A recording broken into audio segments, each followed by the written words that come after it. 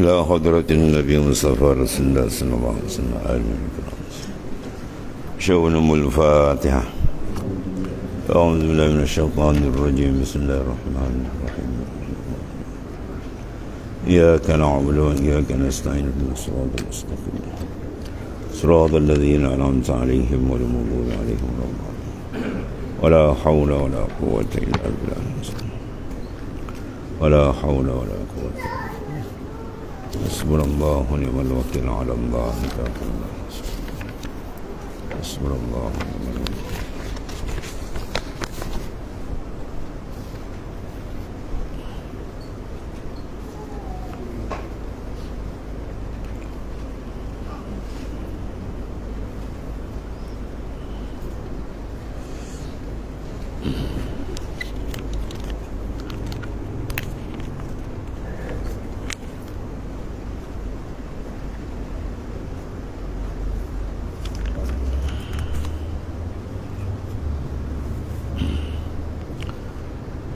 بسم الله الرحمن الرحيم. قال معالف قدس الله سره.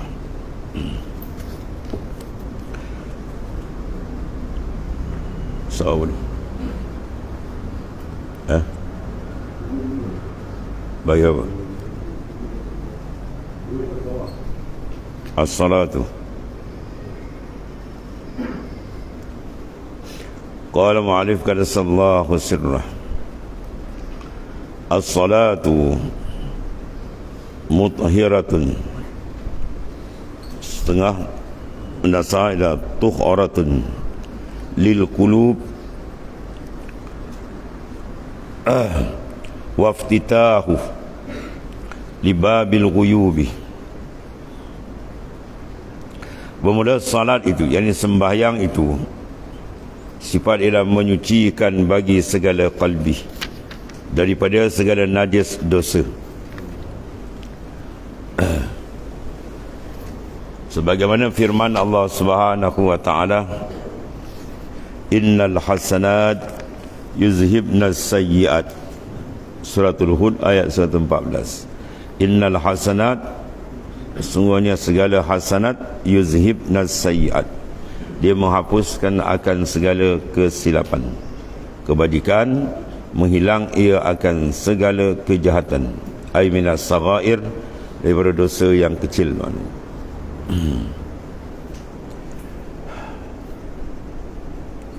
Dan lagi firman Allah Subhanahu wa taala, sungguh inna salata tanha anil fahsya'i wal munkar. Suratul Ankabut ayat 45.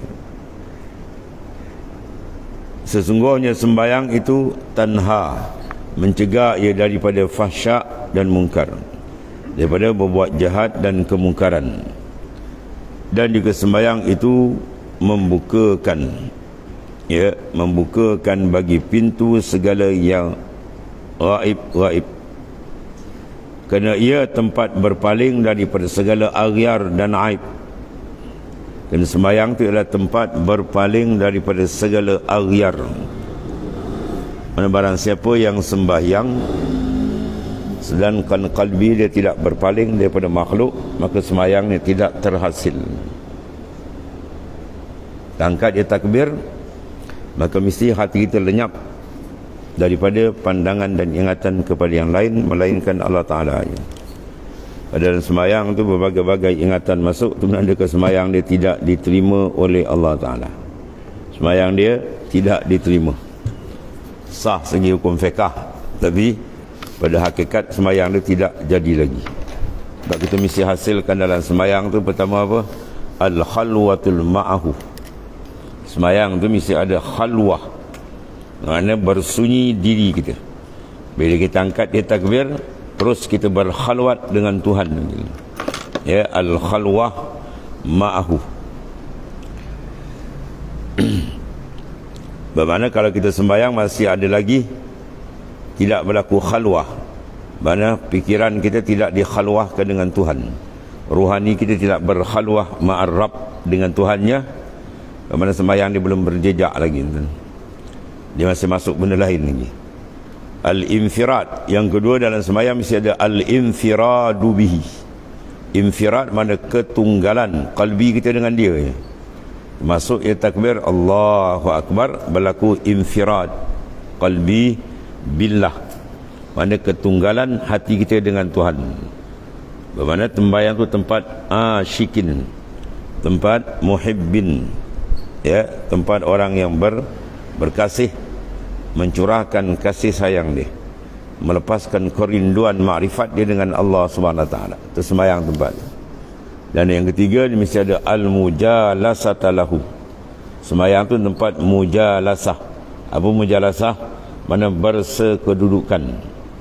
Bukan makna bersekedudukan kita faham. Bila lafaz digunakan dengan Allah, lain makna ni. Tempat Tuhan mukhalif, dia tak sama dengan makhluk. Mujalasah mana qalbi kita sentiasa. Macam mana orang mujalasah, duduk dengan orang besar, agung ke, sultan ke, dia duduk dia, hati dia tak akan angkat balik lain lah. Dia fokus betul.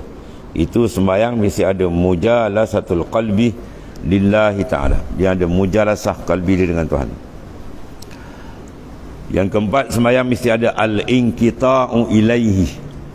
Al-inqita' sini kata tadi. Inqita' mana terpotong. Mana inqita', mana telah tempat berpaling segala aghyar.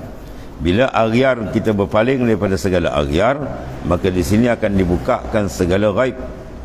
Alamul ghaib, alamil malakut wal jabarut, semua akan dibukakan apabila kalbi kita berpaling dari aghyar.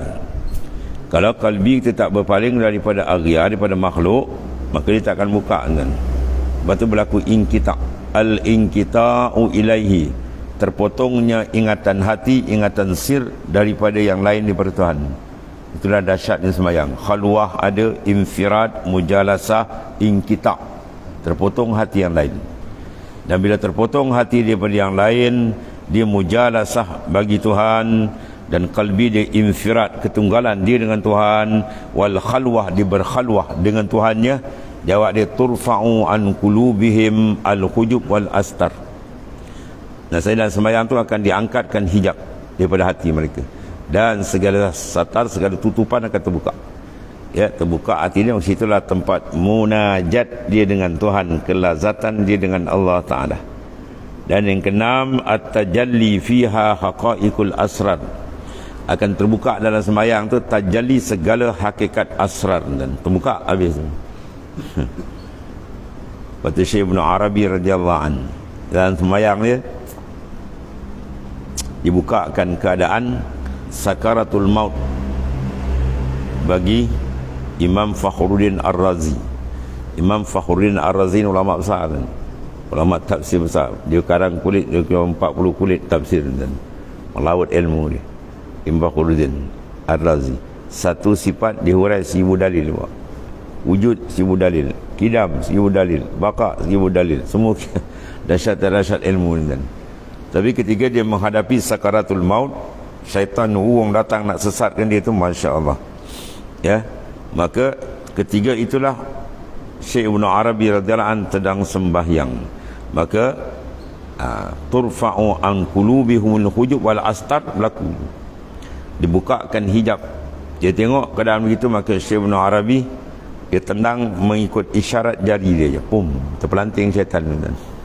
Dengan itu matilah ia dengan selamat, ya. Sebab itu ceritanya apabila anak murid dia melihat tengah sembahyang, kaki Ibnu Arabi punya jari itu bergerak.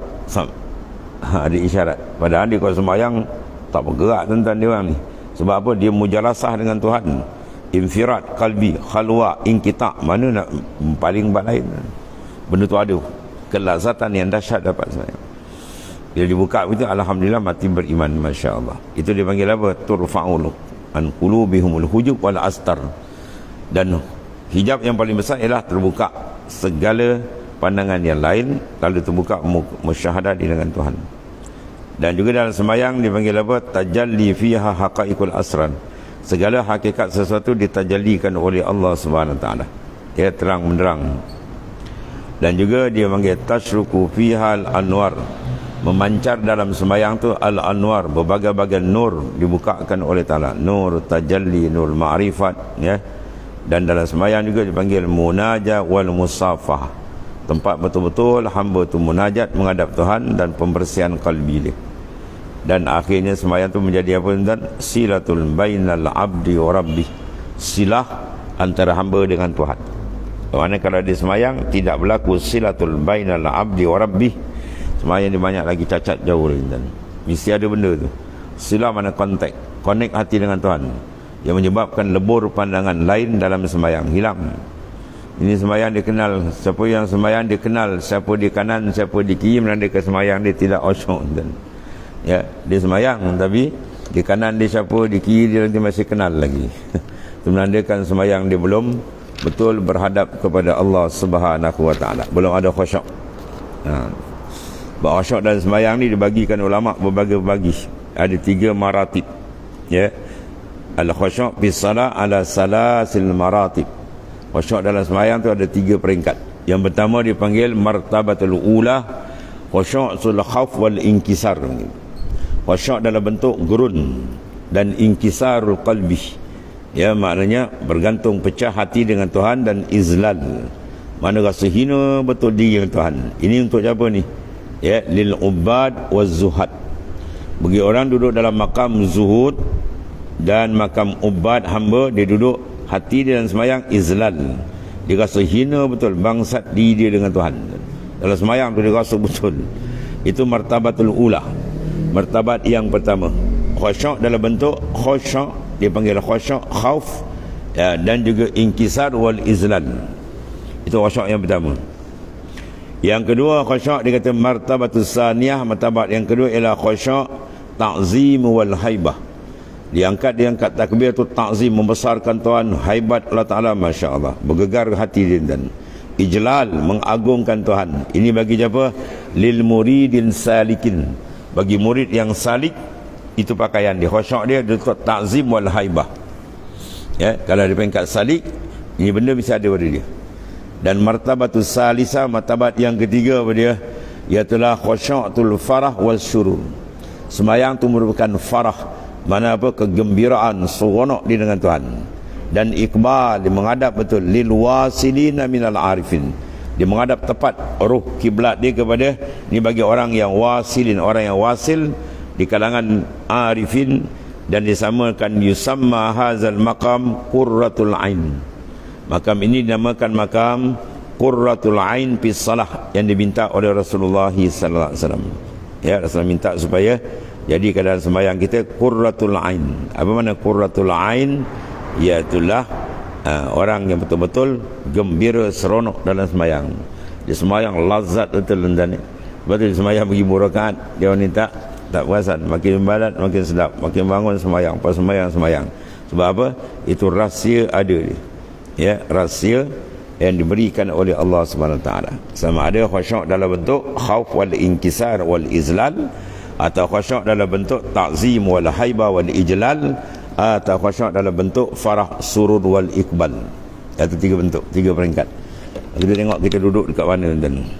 Ya, kita duduk kat mana? Kita dah sembahyang 10 tahun ni, kat mana kita duduk?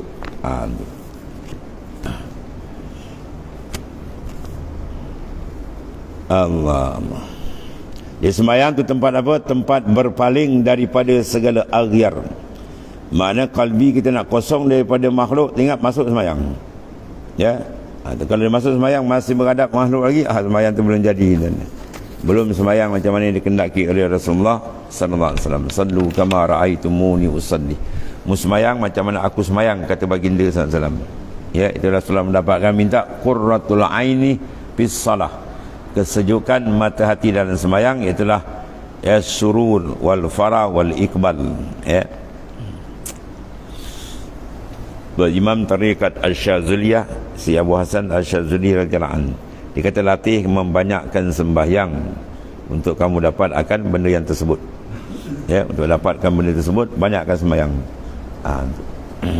Supaya dia hasil peringkat dia sedikit demi sedikit. Maka barang siapa yang mendapat 2 alamat ini, ya, dia mendapat 2 alamat yang disebutkan tadi, terputus hati dia pada makhluk, dia menghadap ke Tuhan. Daripada sembahyang, hendaklah ia syukur akan Allah Ta'ala. Kalau dalam sembahyang hati dia boleh terpadam ingatan makhluk, berpaling kepada makhluk, maka syukur besar.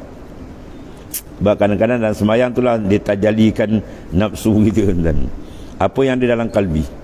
Ya, orang yang gila dunia, dunia dia akan keluar. Orang yang ingatkan harta benda dia akan keluar. Orang yang ingatkan kerja dia akan keluar dalam semayang. Sebab semayang tu tempat ya keluarnya apa yang ada dalam kalbi dia. Kalau kalbi dia asyik benda tu, dia keluar darat, laut, kerja dia macam-macam keluar, dan padahal benda tu tak dibenarkan oleh Allah Ta'ala. Tuhan tak benarkan sama sekali kita bawa masuk ingatan selain daripada dia. Ingatan kerja kita, ingatan dunia kita, semua tak dibenar bawa masuk dalam semayang. Ya, dilarang keras oleh Allah Ta'ala dengan dalil wa aqimis salat li zikri. Dirikan kamu semayang untuk kamu menghadap aku saja, Tuhan kata. Tapi bila dia semayang masuk macam-macam, dia telah khianat dengan Allah Ta'ala. Dalam semayang dia khianat. Kalau tak semayang lagi lah tu, itu bukan khianat lagi tu, itu kena laknat. Allah.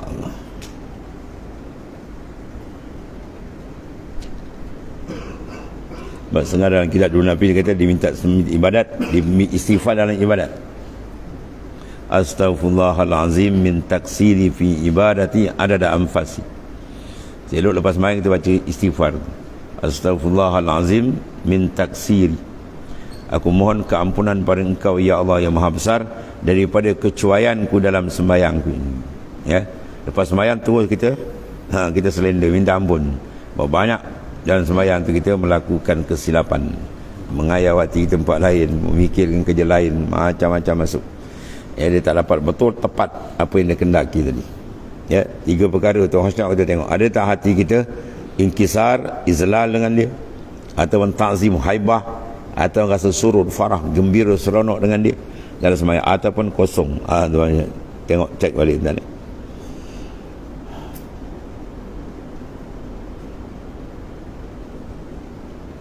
Maka barang siapa mendapat 2 alamat ini daripada sembahyangnya, hendaklah ia syukur akan Allah Ta'ala atasnya. Dan kalau tiada demikian, maka hendaklah ia ditangisi atas dirinya tu. Mana kau tak dapat benda ni, kita kena menangis hari-hari, dan bangun malam-malam menangis, ya Allah kerasnya hatiku, ya Allah hitamnya hatiku, ya Allah jauh aku dengan Engkau. Ya, maka Engkau dekatkanlah, ya, Kau hampirkanlah, Engkau bukakanlah hijab, ya, dan seterusnya lah. Paling tidak pun tuan-tuan, ya Allah Engkau tariklah kalbiku menghadap Engkau. Itu paling tidak. Dan semayang tu kita minta, rokok, sujud, lebih-lebih lagi kita minta, ya Allah Engkau sentap dan Engkau tariklah kalbiku menghadap kepada Engkau. Itu kalau dapat besar, tuan-tuan.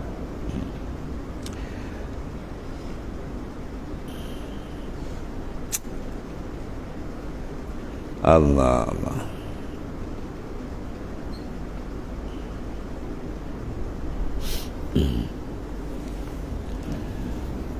Dan sabda Rasulullah sallallahu alaihi wasallam, barang siapa tiada menegahkan itu, akan dia pembahgang daripada berbuat jahat dan mungkar, dan tiada menambahi akan dia daripada Allah melainkan jauh. Man lam tanha salatuhu anil fasya'i wal munkar lam yazdad minallahi illa bu'dah. Man lam tanha, barang siapa yang tidak menegah, lam tanha salatuhu, oleh sembahyangnya, anil fahsya'i wal munkar, dari fahsya' dan munkar, maka jawab dia apa? Lam yazdad minallahi illa bu'dah. Dia tidak bertambah melainkan bertambah jauh dengan Allah Ta'ala.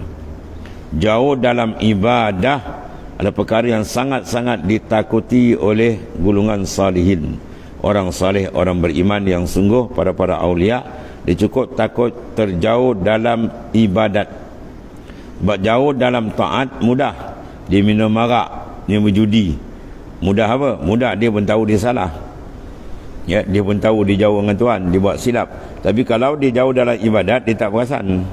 Sebab zahir tadi dia buat ibadat, dia sembahyang, tapi pada hakikat dia terjauh dari Tuhan. Sembahyang tempat menghadap Tuhan, tiba-tiba dia menghadap benda lain. Sembahyang tempat merasakan kebesaran dan keagungan Tuhan supaya dia asyik dengan Tuhan, tapi dalam sembahyang dia ingat asyik benda lain. Ini kesilapan besar. Sebab tu bila kita tawajuh saja, wajjahtu wajhiya lillazi fataras samawati wal ard, itu mana tawajuh tu. Wajjahtu mana aku hadapkan, zahir dan batin dia kepada Tuhan yang mentadbir langit bumi. Tiba-tiba di situ saat tu qalbi dia tidak tawajuh ke Tuhan. Tuhan jawab, kazabta, pembohong kau, Tuhan kata. Ya, bila kita kata wajah tu, wajib bagi kita khudur terus hati kita ke dia. Tak dibenar masuk ingatan yang lain, terus murakabah dengan dia atau musyahadahkan dia. Kalau tidak, jawab dia, Tuhan jawab, kazabta, pembohong kau, Tuhan kata. Kalau dalam semayang kena pembohong, semayang wajib, semayang sunat kena pembohong, tak keberat, kan? Ya, itu satu sudut. Satu sudut yang lain kita syukur sebab Tuhan dah izin kita sembahyang dibanding lawan terus tak kena suruh masjid tak sembahyang, tu lagi teruk. Dia ada dua sudut. Satu sudut kita syukur, satu sudut lagi kita berjaga-jaga. Sebab persembahan yang kita nak bawa ni bukan pada raja dunia ni, ni pada Malikul Muluk, raja segala raja. Dan diajar oleh setengah ulama, apabila keadaan ini berlaku, hendaklah kita tukar channel kita, tukar gear. Dan kita berzikir, kita semayang, tiba-tiba dia lari, tukar gear. Pakai gear apa? Pakai syukur. Ya, kita pakai gear syukur. Dan syukur mana? Kita pusing balik, kita kata, ya Allah syukur, aku terima kasih kepadamu ya Allah, syukur engkau telah letakkan aku dapat mengerjakan ibadat. Pusing. Sebab bila kita syukur, mudah-mudahan kita masuk dalam ayat la in syakartum la azidannakum. Bila kamu syukur, kamu akan dapat tambahan. Tuhan akan tambah. Mana ziyadah, tambahan tu akan ada dalam syukur. Bila kita syukur, bermakna kita membesarkan kurniaan Tuhan. Semayang kita, mudah-mudahan Tuhan tambah kualiti semayang kita tadi. Itu cara dia. Ya, kalau kita berzikir dia lagi, dan pusing balik. Kita kata, ya Allah syukur padamu ya Allah, engkau letakkan aku dalam majlis zikir, engkau gerakkan lisan aku menyebutmu, engkau ingatkan hati ingatmu. Itu kita pusing balik. Supaya apa? Ada ziyadah, ada tambahan. Itu cara ya kita kawal gear di tuan-tuan ni.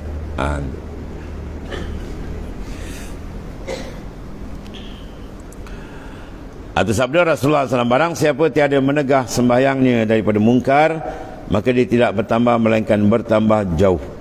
Waktu bila kita ibadat, kita tengok sebelum semayang kita mengumpat, contoh dia. Lepas semayang lagi rancak mengumpat, menandakan sah semayang dia telah ditolak oleh Allah Ta'ala. Itu sepir besar. Tadi semayang, sebelum semayang dia buat satu maksiat, lepas semayang maksiat sama dibuat, bahkan lebih teruk, menandakan sah semayang dia telah di-reject. Kalau semayang dia jadi, dia akan berubah. Itu keadaan dia. Semua ibadat begitu. Bila dia buat ibadat aja, dia mesti ada perubahan dalam. Tak banyak sikit, dia mesti ada berubah. Kalau tak berubah, bermakna semayang dia itu tidak jadi lagi. Sebab sifat semayang tu tanha anil fasya'i wal munkar. Itu munkar zahir. Kalau munkar batin di semayang tu, hati dia ke mana? Kalau lepas semayang, dia rasa hebat, dia rasa ujub, riak sampai, itu pun lebih teruk lagi. Memang semayang ditolak oleh Ta'ala. Ya, sebarang semayang kita kena rasa inkisar hati, kan? Hina diri dengan Tuhan, merasakan haibat dia. Bila kehaibatan dengan Tuhan ya dicempakkan dalam kalbi, syuur, rasa tu ada, maka dia akan bawa luar semayang. Di luar semayang lagi dia tawaduk, lagi dia merendah diri dengan Tuhan, lagi dia merasa hina dengan Allah. Bukan dia membesarkan diri, tidak.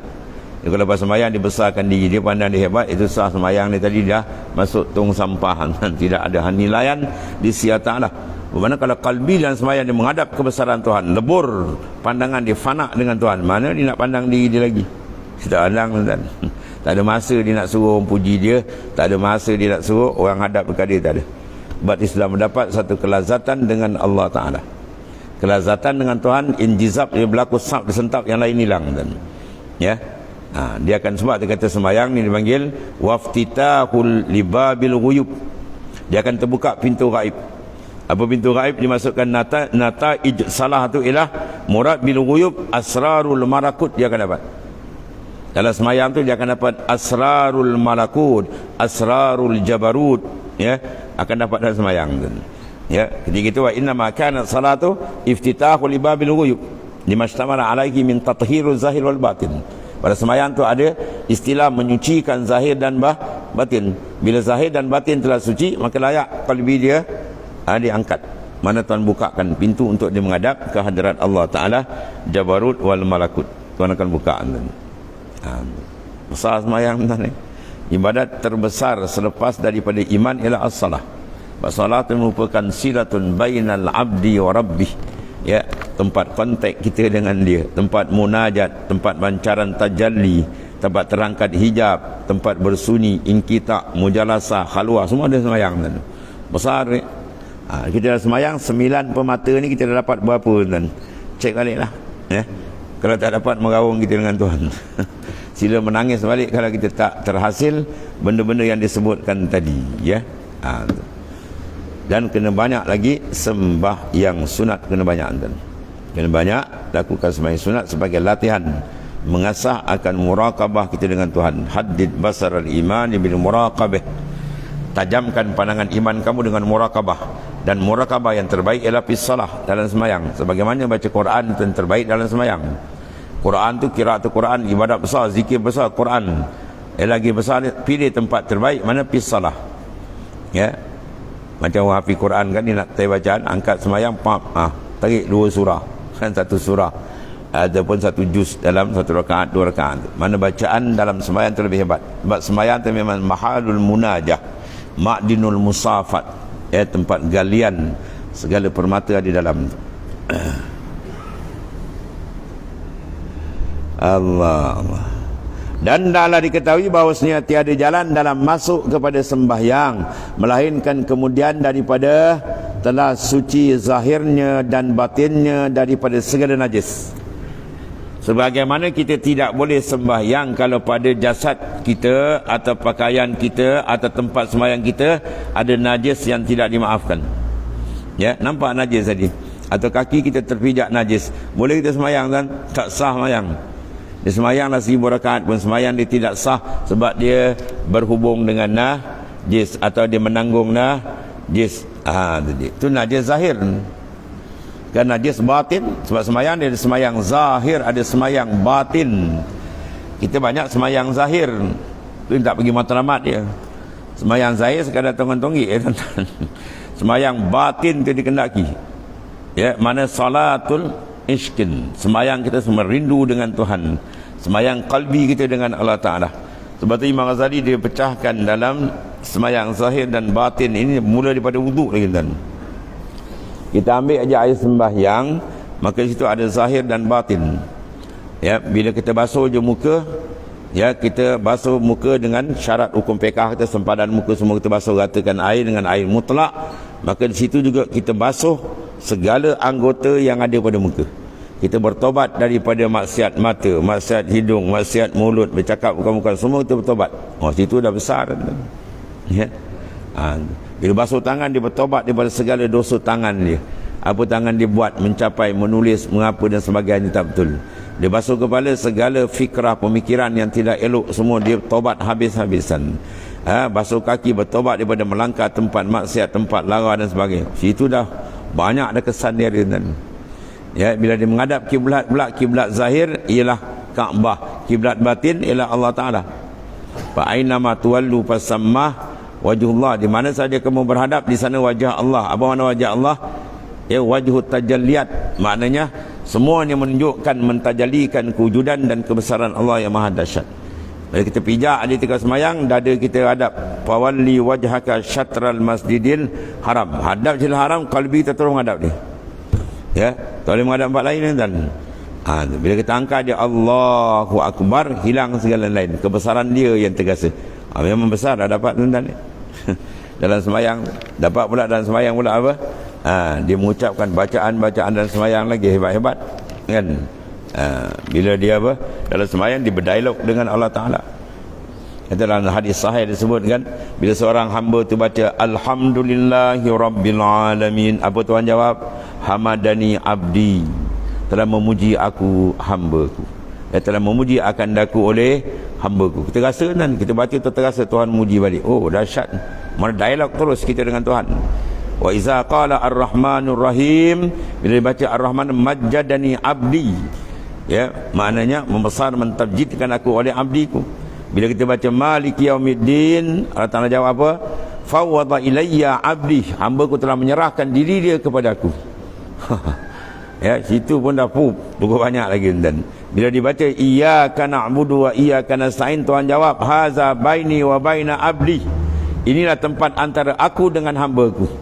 Dan bila dibaca ihdinas siratal mustaqim, Allah menyatakan hazihi li ibadi wa li ibadi mas'al, inilah untuk hambaku dan bagi hambaku apa minta lah, apa dia nak minta aku bagi. Ya, itu besar. Jadi pada yazal musalli yunadi rabbah, sentiasa dalam sembahyang tu hamba tu bermunajat, mendampingkan diri dia, mendekatkan diri kepada Ta'ala dan menuntut dia akan qurbah, berdampingan, hatta tatamakkan, sehingga dia mantap, ya, al-mahabbah minal qalbi, mantap betul mahabbah, rindu dia dengan Tuhan, wal iqbal minar rabb, dan berhadap betul qalbi dia kepada Tuhan, ya, mata patasfu al-mahabbah min qadrin jafa, maka bersihlah hati daripada kekurangan dan benda yang tidak elok, maka dekatlah ia dengan Tuhan, ya. Atau sembahyang tu besar, tuan-tuan. Sebab dipilih dan tajuk oleh Syekh Ibn Atta ialah takkan tadi bawa misal sembahyang. Sebab sembahyang tu konteks dia cukup besar, ya, benda yang amat besar, maka kita jaga betul-betul. Sebab tu hadiah tu.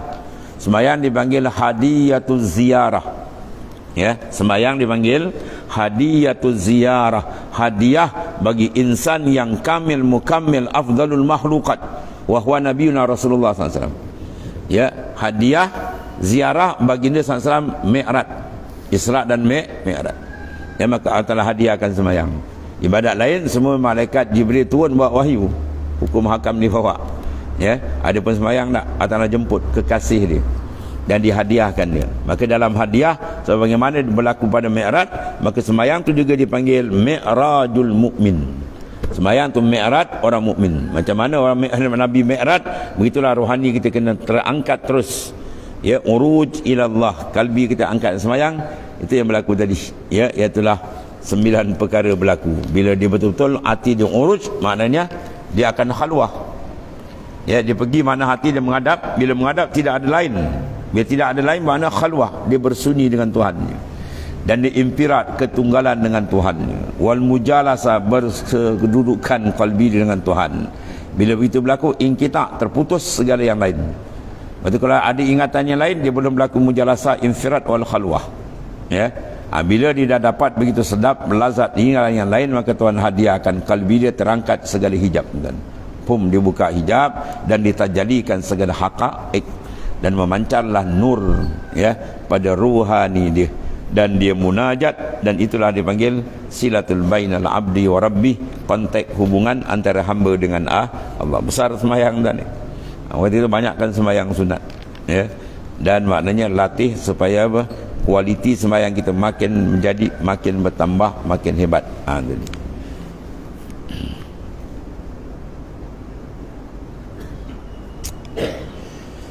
Allah, maka hendaklah diketahui bahawa tiada jalan masuk kepada sembahyang melainkan kemudian daripada telah suci zahir dan batin daripada segala najis.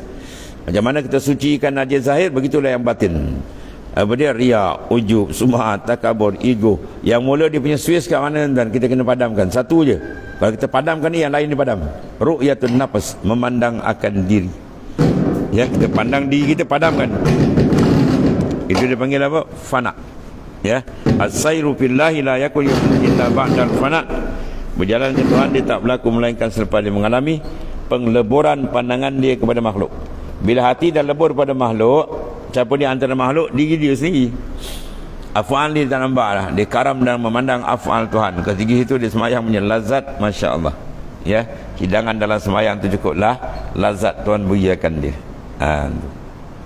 Waktu berkata Al-Hakim At-Tirmizi, ya, bahawa Allah Ta'ala menyeru kepada orang yang mentauhidkan dia pada sembahyang 5 waktu sebagai rahmat, ya.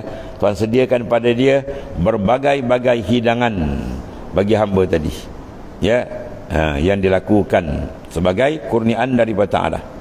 Maka fa'al af'al kal at'imah, ya, perbuatan kita gerak tu ibarat apa, dan makanan yang lazat, ya. Rokok, sujud tu lagi hebat tu. Tempat yang paling rapat hamba dengan Tuhan ialah di sujud.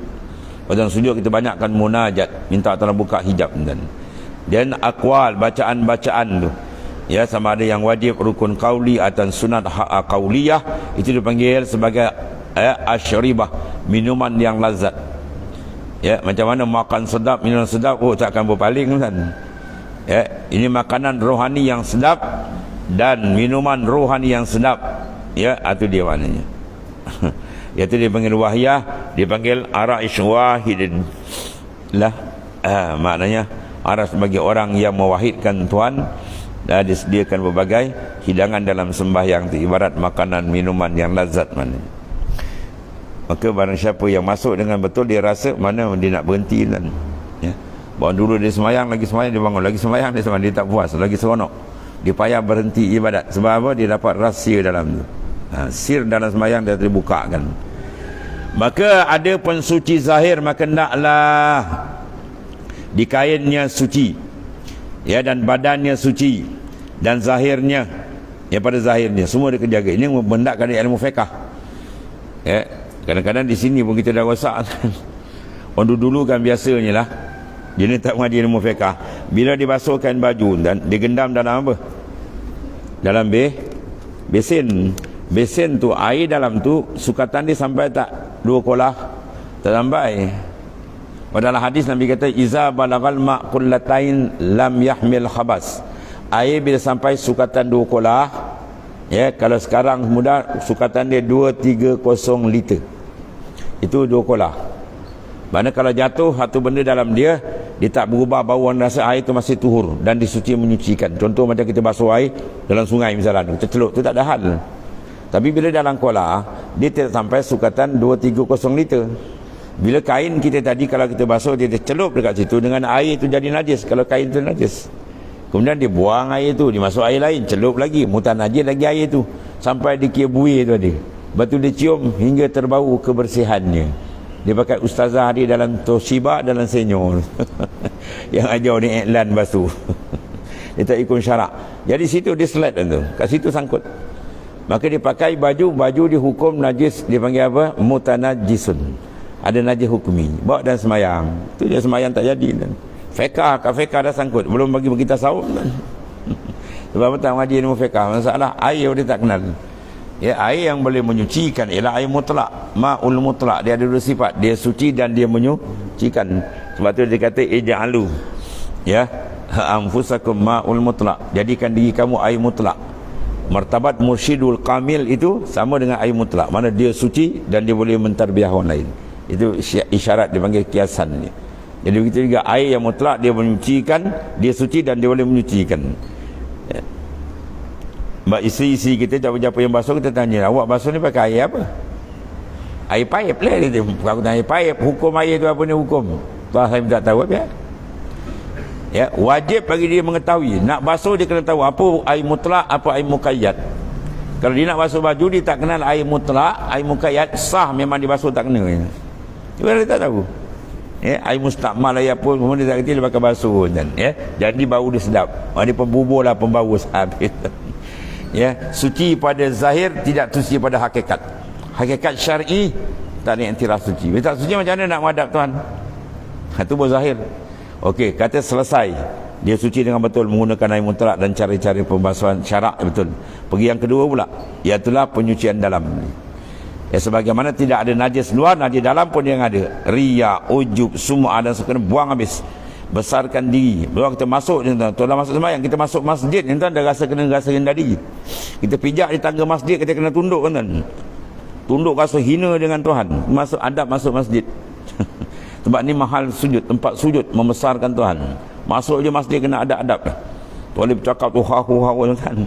Dia kena betul beradab dengan Ta'ala. Masjid tempat kita nak mengkontakkan rohani kita dengan Allah Ta'ala. Tempat tu tempat yang paling mulia, tempat sujud. Sebab tu kena ada adab di dalam masjid. Apalagi dalam masuk dalam sembahyang, lagi besar.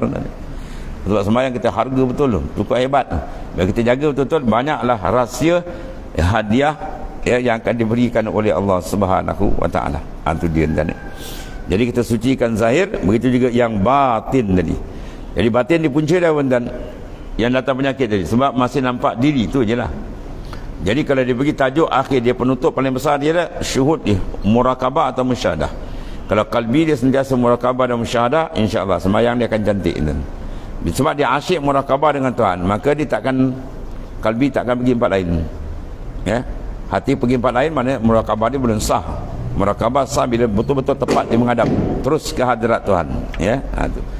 Dan ada pun suci zahir itu, maka naklah di kainnya suci, di badannya suci pada zahirnya dan pada batinnya. Kerana bahawasanya makamnya itu makam suci. Ya, makam tathir. Sembahyang itu tempat penyuci penyucian zahir dan batin. Itu hebatnya semayang tadi. Dan ada pun suci yang batin, ni lagi besar ni. Maka sucinya daripada barang yang lain dari Allah Ta'ala.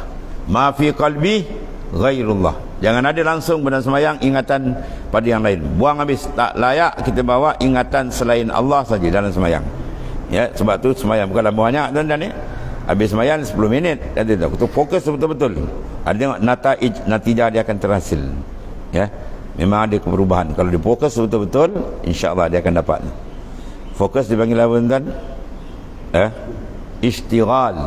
Istighalul qalbi fil ibadah, menumpukan betul dalam semua ibadat. Semayang baik, zikir baik, baca Quran, semayang tak kira lah, tumpu.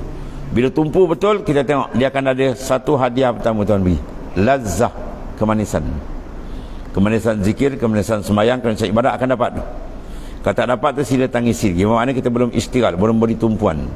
Bila lazzah dia dapat, maka ditambah lagi satu tuan, top up lagi. Ya, dia dapat apa? Ishkun, asyik, rindu tu akan ada.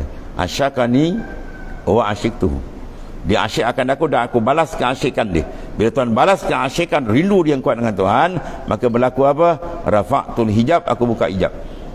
Dia Tuhan buka hijab, dia dapat segala futuhat dia akan dapat dalam sembahyang. Macam-macam nikmat tuan ni.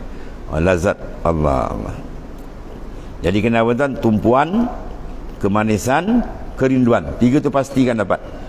Dan rayu dengan Tuhan, minta dikurniakan. Kalau dikurniakan tu, kita tunggulah futuhat akan sampai. Pembukaan mukasyafah akan berlaku. Maka apabila telah suci engkau dan berkendak engkau akan berdiri di hadapan hadrat Allah Ta'ala. Dia sebut hadapan, kalau kita macam ni. Kalau kita dengan Tuhan, jangan. Tuhan laisa kamitsli syai'. Berhadap mana tawajuh kalbi kita. Menghadap kepada kebesaran dan keagungan dia. Ya, bukan mana dia depan kita. Kalau depan kita sudah bertempat sebuah makhluk, jadi syirik pula, jadi kafir musyabbihan ni. Ya, itu sedudian kena mantap tuan ni. Hadrat Allah Ta'ala, maka dirikan olehmu seperti berdiri orang yang pada hari kiamat. Macam mana orang pada hari kiamat tuan-tuan, dia seru sangka kala punya gerun, punya takut tu tunduk. Allah, Masya Allah, tadi nak katakan. Ya, bayangkan matai sejengkal. Dahsyat, mana kedahsyatan semayang, gerun kita berdiri dan semayang tu gerun betul dengan Allah Ta'ala. Kena rasa betul. Ya, ini sembahyang Allahumma salli Allahu akbar. Oh, tak masuk lagi kan. Tak masuk lain lagi. Ya, betul-betul hati dia gerun dengan Ta'ala. Saya pernah tengok seorang beberapa orang waliullah sembahyang tadi, angkat takbir tu menggigil tangan dia tuan. Allah, oh takut tuan. Ya, gigil tu dia rasa menggeletau dia nak takbir. Bak gerun, haibah dia rasa. Allah. Seperti berdiri pada hari kiamat, pada hari berdiri segala manusia bagi Tuhan Rabbul Alamin. Ya, kerana apa? Bahawa sembahyang itu menyampaikannya pada Allah Ta'ala. Sembahyang itu merupakan silah kontak antara dengan Tuhan. Dan apabila engkau jadikan pada Allah Ta'ala, maka sucikan hatimu pada barang yang lain. Bila kita nak masuk hadrat Tuhan, maka kosongkan ingatan yang lain. Kita pun bila orang beradab kita kan, murid dengan guru atau anak dengan bapa, mesti dia ada penumpuan. Kalau bapa dia panggil sini, ya, ataupun dia menghadap, lepas tu dia main, budak ni kena kan, mana dia tak fokus kat kita. Ya, kau ni main menghadap orang tua, kau orang hajau, macam-macam kita katakan. Cikgu pula engkau menghadap tak betul. Dia main-main, bermain-main qalbi ialah ghaflah. Lalai hati tak ingat Tuhan, tu dia bermain-main dengan Tuhan. Kalau dalam masa sama, iza akhraja an nafasak bi ghairi zikrillah fa huwa maitun. Kata ulama sufi, kata arif billah, engkau keluarkan nafas, engkau terik turun, tak ada ingat Tuhan, itu mayat engkau tu. Banding kau macam bangkai punya. Itu luar kau dalam semayang lebih lagi. Mahalul munajah, tempat kita nak menghadap. Ya, kena betul-betul. Sebab tu seeloknya kata ulama, sebelum semayang tu ambillah masa sedikit. Lebih kurang 10 minit ke 5 minit istighfar betul-betul. Hadapkan tawajuh hati kita betul dengan dia. Ya, pasang wukuf kalbi kalau nak syaban dan seumpamanya, atau kita angkat takbir. Dia akan ada natijah dia. Ya, dia cepat sampai. Sebab tu rahsia Rasulullah kata SAW, kalau kamu lewat atas semayang, jangan datang dengan bergegas. Datang dengan tenang. Apa yang dapat tunaikan, apa yang tertinggal kamu tambah di belakang. Dia tengok imam kau dia kejauh, jangan kejauh. Sebab apa? Rahsia di sini, semayang tu bukan nak dapat rakaat, semayang nak hudur hati dengan Tuhan. Dia kata datang berapa apa ke mana nak hudur hati kan. Ya, dan pernah termengah-mengah harian. Dia penting dalam sembahyang tu hudurul qalbi. Sembahyang tu ada hudur hati. Sebab tu zikir makna dia apa? Ya, hudurul qalbi ala dawam, kekal hati dengan Tuhan secara kekal, itu maknanya. Ya. Barang yang lain daripadanya buang, dan terbukalah bagimu pintu yang gaib. Dan dia buang yang lain bermakna apa? Ibarat kita buang abuk yang melekat pada cermin. Itulah maksud dia. Kita lap cermin, kita sap lap, terang nampak ada dalam tu. Nampaklah kan. Kalau begitu juga, kita buang segala ingatan lain, buang bersih betul dengan dia je. Dia buka, pum, memang terbuka. Cermin sifat dia menangkap. Bila kita bersihkan daripada abuk tutupan hijab tadi, pum, dia terbuka.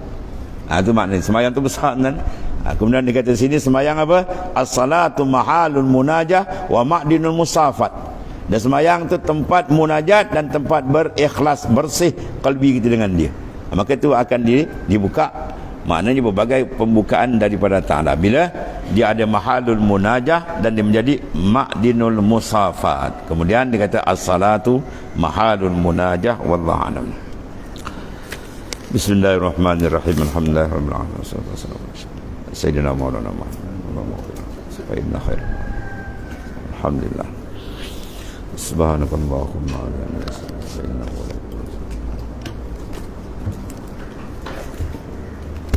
Ya Karim, ya Rabb. Siap. Siap. Ini berkat sikit. Allah kalian. Habis berkat santai.